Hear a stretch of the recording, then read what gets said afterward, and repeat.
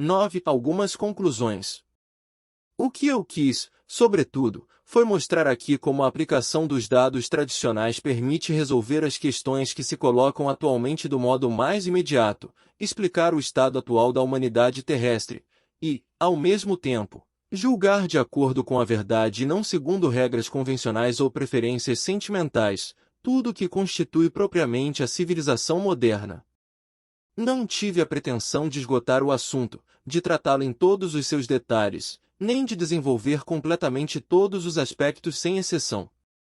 Os princípios de que me inspiro constantemente obrigam-me, de resto, a apresentar visões essencialmente sintéticas e não analíticas, como as do saber profano, mas essas visões, precisamente porque são sintéticas, vão muito mais longe no sentido de uma verdadeira explicação do que qualquer análise, que só possui realmente um simples valor descritivo. Em todo caso, penso ter dito bastante para permitir, àqueles que são capazes de compreender, que extraiam eles próprios, do que foi exposto, pelo menos uma parte das consequências que estão aí contidas implicitamente. Devem convencer-se de que esse trabalho será muito mais proveitoso do que uma leitura que não deixe lugar para a reflexão e a meditação, para as quais, pelo contrário, eu quis somente fornecer um ponto de partida apropriado, um apoio suficiente para se elevarem acima da vã multidão das opiniões individuais. Resta-me dizer algumas palavras do que se poderia chamar de alcance prático de um tal estudo. Esse alcance, eu poderia desprezá-lo ou desinteressar-me dele se me tivesse restringido à metafísica pura, em relação à qual toda aplicação é contingente e acidental, mas, neste caso, é precisamente das aplicações que se trata. Estas têm, aliás, fora de qualquer ponto de vista prático, uma dupla razão de ser, são as consequências legítimas dos princípios e o desenvolvimento normal de uma doutrina que, sendo una e universal, deve abraçar todas as ordens de realidade sem exceção, e, ao mesmo tempo, são também, pelo menos para alguns, um meio preparatório para ascenderem a um conhecimento superior, tal como expliquei a respeito da ciência sagrada. Mas, por outro lado, não é proibido, quando se está no domínio das aplicações, considerá-las também em si mesmas e no seu valor próprio, desde que nunca se seja levado, por esse fato, a perder de vista a sua ligação aos princípios. Este perigo é muito real, visto que é daí que resulta a degenerescência que deu origem à ciência profana, mas não existe para aqueles que sabem que tudo deriva e depende inteiramente da pura intelectualidade, e que aquilo que não procede dela conscientemente só pode ser ilusório. Como já repetimos muitas vezes, tudo deve começar pelo conhecimento, e o que parece estar mais afastado da ordem prática acaba por ser, no entanto, o mais eficaz nessa mesma ordem, porque, aí como em toda parte, é aquilo sem o que é impossível efetuar qualquer coisa que seja realmente válida, que seja diferente de uma agitação vã e superficial. É por isso que, para voltar mais especialmente à questão que nos ocupa atualmente, pode-se dizer que, se todos os homens compreendessem o que é verdadeiramente o mundo moderno, este deixaria imediatamente de existir porque a sua existência, como a da ignorância e de tudo que é limitação, é puramente negativa, não é mais do que a negação da verdade tradicional e supra-humana.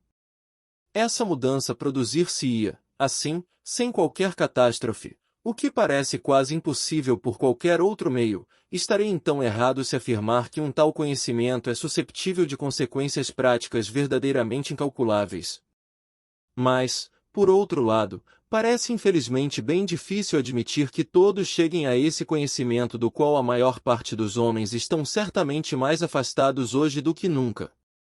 É verdade que isso não é de nenhum modo necessário, porque basta uma elite, pouco numerosa, mas fortemente constituída, para dar uma direção às massas, que obedeceriam às suas sugestões sem mesmo terem a menor ideia da sua existência nem dos seus meios de ação. A constituição efetiva dessa elite será ainda possível no Ocidente?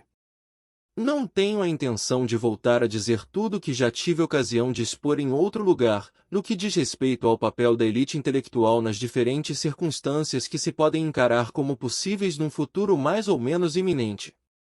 Limitar-me-ei, portanto, a dizer o seguinte: qualquer que seja a maneira como se efetua a mudança que se pode chamar de passagem de um mundo para outro, mesmo que se trate, aliás, de ciclos mais ou menos extensos, essa mudança, ainda que tenha as aparências de uma brusca ruptura, nunca implica uma descontinuidade absoluta, porque existe um encadeamento causal que liga todos os ciclos entre si.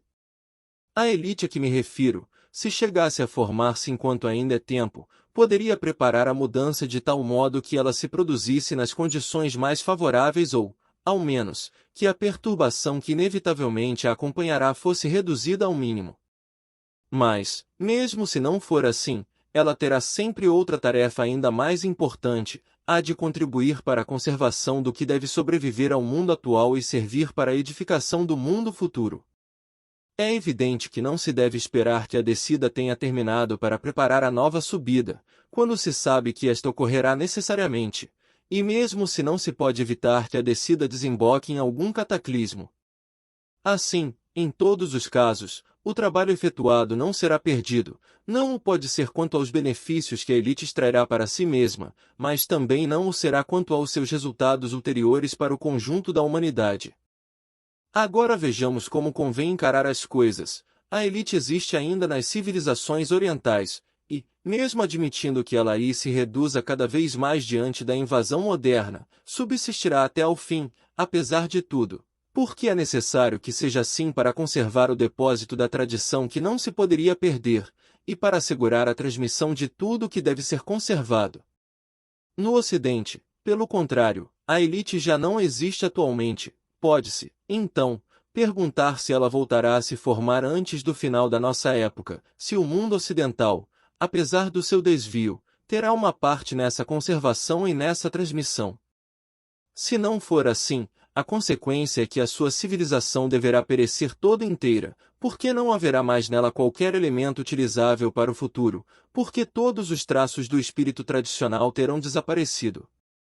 A questão assim posta pode ter apenas uma importância muito secundária quanto ao resultado final, mas não deixa de apresentar certo interesse num ponto de vista relativo, que devo tomar em consideração, pois que consenti em levar em conta as condições particulares do período no qual vivemos. Em princípio, eu poderia contentar-me em fazer notar que este mundo ocidental é, apesar de tudo, uma parte do conjunto do qual parece ter se destacado desde o começo dos tempos modernos, e que na última integração do ciclo todas as partes devem se reencontrar de uma certa maneira. Mas isso não implica forçosamente uma restauração prévia da tradição ocidental, porque esta pode ser conservada apenas no estado de possibilidade permanente na sua própria origem, fora da forma especial de que se revestiu num momento determinado. Aliás, apresento este dado apenas a título de indicação porque para compreendê-lo plenamente seria necessário fazer intervir a consideração das relações da tradição primordial e das tradições secundárias, o que não é cabível fazer aqui. Seria esse o caso mais desfavorável para o mundo ocidental tomado em si mesmo, e o seu estado atual pode fazer recear que esse caso seja o que se realiza efetivamente. Todavia, dissemos que existem alguns sinais que permitem pensar que nem toda esperança de uma solução melhor está definitivamente perdida. Existe atualmente no Ocidente um número maior do que se supõe de homens que começam a tomar consciência do que falta à sua civilização, se eles se encontram reduzidos a aspirações imprecisas e a pesquisas muitas vezes estéreis, se lhes acontece mesmo perderem-se completamente. É porque lhes faltam dados reais que nada pode substituir, e porque não existe qualquer organização que lhes possa fornecer a direção doutrinal necessária. Não falo, bem entendido, daqueles que puderam encontrar essa direção nas tradições orientais e que, desse modo, encontram-se intelectualmente fora do mundo ocidental. Esses, que representam, aliás, uma exceção, não poderiam de nenhum modo fazer parte integrante de uma elite ocidental. Na realidade, eles são um prolongamento das elites orientais, o qual poderia se tornar um traço de união entre estas e a elite ocidental, no dia em que esta última chegasse a constituir-se, mas ela não pode, por definição, ser constituída senão por uma iniciativa propriamente ocidental, e é aí que reside toda a dificuldade. Essa iniciativa só é possível de duas maneiras, ou o Ocidente encontra os meios em si mesmo para um regresso direto à sua própria tradição, regresso que seria como um despertar espontâneo de possibilidades latentes. Ou certos elementos ocidentais efetuarão esse trabalho de restauração com a ajuda de um certo conhecimento das doutrinas orientais, conhecimento que, todavia, não poderá ser absolutamente imediato para eles, visto que devem permanecer ocidentais, mas que poderá ser obtido por uma espécie de influência de segundo grau, exercendo-se através de intermediários tais como aqueles aos quais fiz alusão há pouco. A primeira destas duas hipóteses é muito pouco verossímil, porque ela implica a existência, no Ocidente, de pelo menos um ponto em que o espírito tradicional se teria conservado integralmente, e eu disse que, apesar de certas afirmações, essa existência parece extremamente duvidosa. É então a segunda hipótese que convém examinar de perto. Neste caso, haveria vantagem, embora isso não seja de uma necessidade absoluta, em que a elite em formação pudesse tomar como ponto de apoio uma organização ocidental que já tem existência efetiva. Ora, parece que não existe no Ocidente senão uma única organização que possui caráter tradicional e que conserva uma doutrina susceptível de fornecer uma base apropriada ao trabalho em questão, é a Igreja Católica. Bastaria restituir a doutrina desta, sem nada modificar da forma religiosa segundo a qual ela se apresenta no exterior, o sentido sagrado que ela tem realmente em si mesma, mas do qual os seus atuais representantes parecem já não ter consciência, tanto quanto não a têm da sua unidade essencial com as outras formas tradicionais. As duas coisas, aliás, são inseparáveis uma da outra. Isso seria a realização do catolicismo no verdadeiro sentido da palavra, que etimologicamente exprime a ideia de universalidade, coisa que esquecem um pouco aqueles que desejariam fazer dela a denominação exclusiva de uma forma especial e puramente ocidental, sem qualquer laço efetivo com as outras tradições.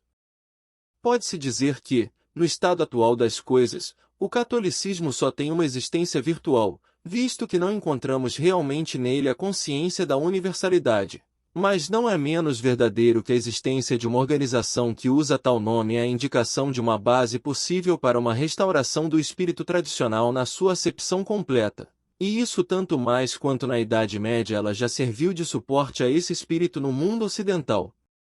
Tratar-se-ia, em suma, de uma reconstituição do que existiu antes do desvio moderno, com as adaptações necessárias às condições de uma certa época, e se alguns se espantam ou protestam contra semelhante ideia é que eles próprios estão, sem o saber, e talvez contra a sua vontade, imbuídos do espírito moderno a ponto de terem perdido completamente o sentido de uma tradição da qual só conservam a parte exterior. Importaria saber se o formalismo da letra, que é também uma das variedades do materialismo, tal como definido mais atrás, abafou definitivamente a espiritualidade, ou se esta apenas se encontra obscurecida passageiramente, podendo ainda despertar no próprio seio da organização existente, mas será apenas a sequência dos acontecimentos que permitirá dar conta disso. Pode ser que esses acontecimentos cedo ou tarde imponham como uma necessidade inelutável, aos dirigentes da Igreja Católica, aquilo cuja importância do ponto de vista da intelectualidade pura eles não compreenderiam diretamente.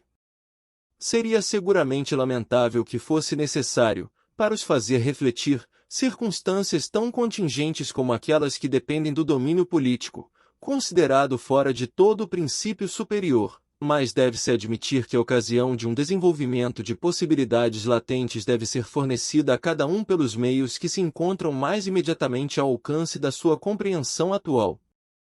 É por isso que direi o seguinte: diante do agravamento de uma desordem que se generaliza cada vez mais, é caso para fazer apelo à união de todas as forças espirituais que ainda exercem uma ação no mundo exterior, no Ocidente assim como no Oriente. E do lado ocidental não vemos outra que não seja a Igreja Católica.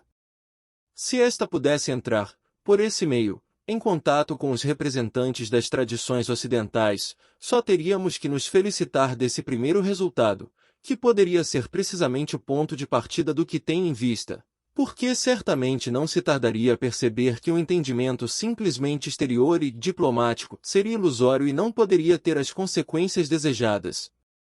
Desse modo, seria necessário voltar ao ponto pelo qual se deveria normalmente começar, ou seja, encarar o acordo sobre os princípios, acordo de que a condição necessária e suficiente seria que os representantes do Ocidente voltassem a estar conscientes desses princípios, como estão ainda os do Oriente.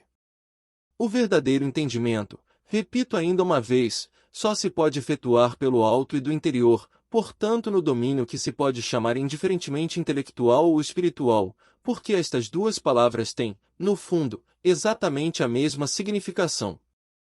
A seguir, e partindo daí, o entendimento estabelecer-se-ia também forçosamente em todos os domínios, assim como, quando se coloca um princípio, só resta deduzir, ou melhor, explicitar todas as consequências que se encontram aí implicadas.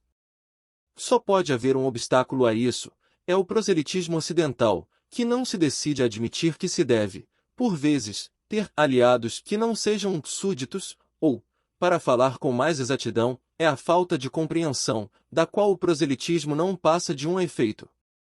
Esse obstáculo será ultrapassado?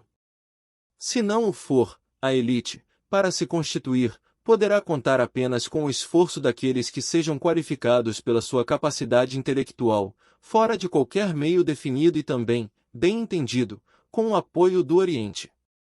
O seu trabalho se tornará mais difícil e a sua ação só poderá se exercer em um prazo mais longo, visto que terá que criar por si mesma todos os instrumentos, em lugar de os encontrar já preparados, como no outro caso, mas não penso, de modo algum, que essas dificuldades, por muito grandes que possam ser, sejam de natureza a impedir o que deve ser efetuado de uma maneira ou de outra. Considero então oportuno declarar ainda o seguinte: existem desde agora, no mundo ocidental, indícios seguros de um movimento que se mantém ainda impreciso, mas que pode e deve mesmo normalmente conduzir à reconstituição de uma elite intelectual, a menos que um cataclismo aconteça depressa demais para lhe permitir desenvolver-se até ao fim. Quase não há necessidade de lembrar que a Igreja teria todo o interesse, quanto ao seu futuro papel, em adiantar-se de algum modo a um tal movimento, muito mais do que de deixá-lo efetuar-se sem ela e de ser obrigada a segui-lo tardiamente para manter uma influência que ameaçaria escapar-lhe. Não é necessário colocar-se num ponto de vista muito elevado para compreender que, em resumo, ela é quem teria as maiores vantagens a retirar de uma tal atitude que, aliás, bem longe de exigir da sua parte o menor compromisso de ordem doutrinal, teria, pelo contrário, o resultado de desembaraçá-la de toda infiltração do espírito moderno, e pela qual, além do mais, nada seria modificado exteriormente. Seria um pouco paradoxal ver o catolicismo integral realizar-se sem o concurso da Igreja Católica, que se encontraria talvez, então, na singular obrigação de aceitar ser defendida contra assaltos mais terríveis que aqueles que ela jamais sofreu, por homens que seus dirigentes, ou pelo menos aqueles que eles deixam falar em seu nome, teriam primeiramente procurado desconsiderar, lançando sobre eles uma suspeita mal fundada. Por minha parte, eu lamentaria que fosse assim, mas se não se quer que as coisas cheguem a esse ponto, é tempo, para aqueles cuja situação lhes confere as mais graves responsabilidades, de agir em pleno conhecimento de causa e de não mais permitir que tentativas que podem ter consequências da mais alta importância se arrisquem a ser detidas pela incompreensão ou pela malevolência de algumas individualidades mais ou menos subalternas, o que já se viu, e o que mostra, ainda uma vez mais, aqui. A desordem reina hoje por toda a parte.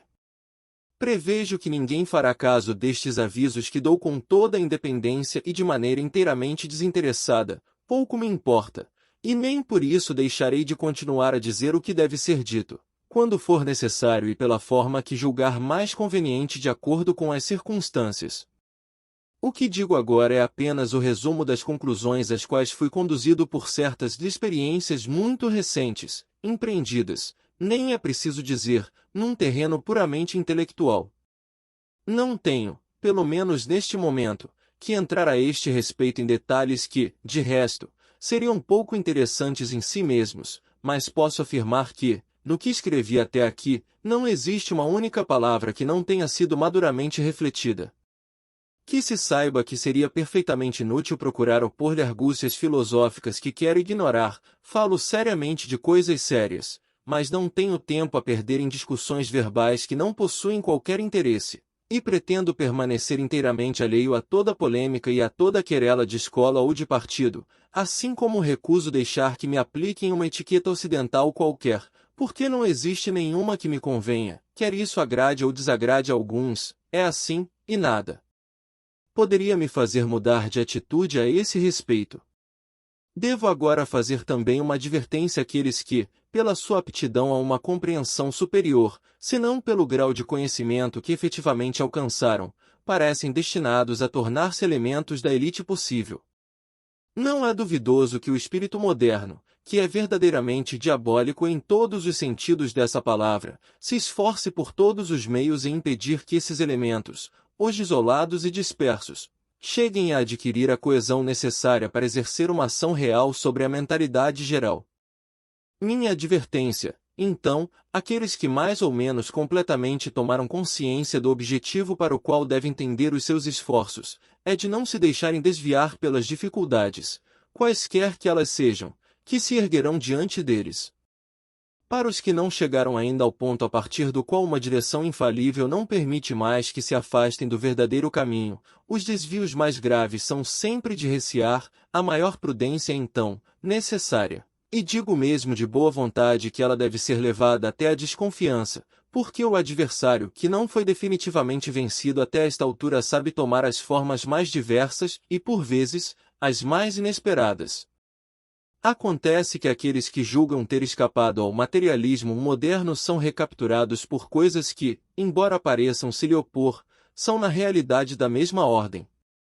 E, dado o tipo de espírito dos ocidentais, convém a esse respeito colocá-los mais particularmente em guarda contra a atração que podem exercer sobre eles os fenômenos mais ou menos extraordinários. É daí que provém, em grande parte, os erros neo-espiritualistas, e é de prever que esse perigo se agrave ainda mais, porque as forças obscuras que alimentam a desordem atual encontram aí um dos mais poderosos meios de ação. É mesmo provável que já não estejamos muito longe da época a qual se refere esta predição evangélica que recordamos em outro texto: levantar-se-ão falsos cristos e falsos profetas que farão grandes prodígios e maravilhas tais que, se isso fosse possível, até os eleitos seriam seduzidos. Os eleitos são, como a palavra indica, aqueles que fazem parte da elite entendida na plenitude do seu verdadeiro sentido e, aliás, é por isso que mantenho esse termo elite apesar do abuso que se faz dele no mundo profano. Esses, por virtude da realização interior a qual chegaram, não podem mais ser seduzidos, mas não acontece o mesmo com aqueles que, tendo ainda em si somente possibilidades de conhecimento, não são propriamente senão chamados, e é por esse motivo que o Evangelho diz que muitos serão chamados, mas poucos serão escolhidos, eleitos. Entramos num tempo em que se tornará particularmente difícil separar o joio do trigo e efetuar realmente o que os teólogos chamam de discernimento dos espíritos, em virtude das manifestações desordenadas que só farão intensificar-se e multiplicar-se, e também em virtude da falta de verdadeiro conhecimento entre aqueles cuja função normal deveria ser a de guiar os outros, e que hoje são, muitas vezes, guias cegos. Ver-se-á então se, em tais circunstâncias, as sutilezas dialéticas são de alguma utilidade, e se há uma filosofia, ainda que seja a melhor possível, que bastará para deter o desencadear dos poderes infernais. Essa é ainda uma ilusão contra a qual alguns têm que se defender, porque há muitas pessoas que, ignorando o que é a intelectualidade pura, imaginam que um conhecimento simplesmente filosófico que, mesmo no caso mais favorável, mal é uma sombra do verdadeiro conhecimento, é capaz de dar remédio para tudo e de efetuar a retificação da mentalidade contemporânea, como há também quem julgue encontrar na própria ciência moderna um meio de se elevar a verdades superiores, quando essa ciência se baseia precisamente sobre a negação dessas verdades. Todas essas ilusões são causas de desvio, muitos esforços são, por esse motivo, efetuados em pura perda e é assim que muitos daqueles que desejariam sinceramente reagir contra o espírito moderno são reduzidos à impotência porque, não tendo sabido encontrar os princípios essenciais, sem os quais toda ação é absolutamente vã, deixarão-se arrastar para impasses dos quais já não lhes é possível sair. Aqueles que hão de chegar a vencer todos esses obstáculos, e a triunfar da hostilidade de um meio oposto a toda espiritualidade, serão, sem dúvida, pouco numerosos, mas ainda desta vez não é um número que importa, porque nos encontramos num campo em que as leis são diferentes das da matéria. Não é, então, caso para desesperar, e mesmo que não houvesse nenhuma esperança de alcançar um resultado sensível antes que o mundo moderno sussobre em alguma catástrofe, essa não seria uma razão válida para não empreender uma obra cujo alcance real se estende muito para lá da época atual. Aqueles que estariam tentados a ceder ao desencorajamento devem pensar que nada do que é efetuado nesta ordem jamais se poderá perder, que a desordem, o erro e a obscuridade não podem levar a melhor senão aparentemente e de maneira somente momentânea, que todos os desequilíbrios parciais e transitórios devem necessariamente concorrer para o grande equilíbrio total, e que, finalmente, nada poderia prevalecer contra o poder da verdade. A sua divisa deve ser aquela que adotaram, outrora, certas organizações iniciáticas do Ocidente: Vincitum nia veritas, a verdade tudo vence.